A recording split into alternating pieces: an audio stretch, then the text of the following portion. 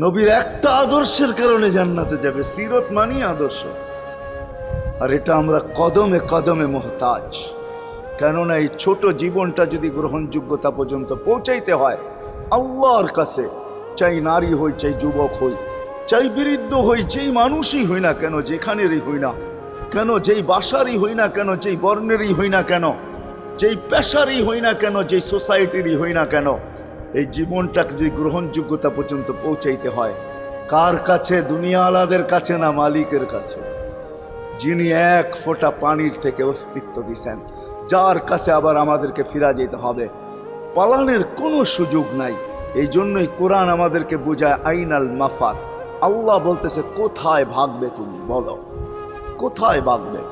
কবির কথাই সত্য, যদিও নাকি পালাও তুমি আকাশেতে লাগিয়ে সিঁড়ি, সিঁড়ি লাগাও যদি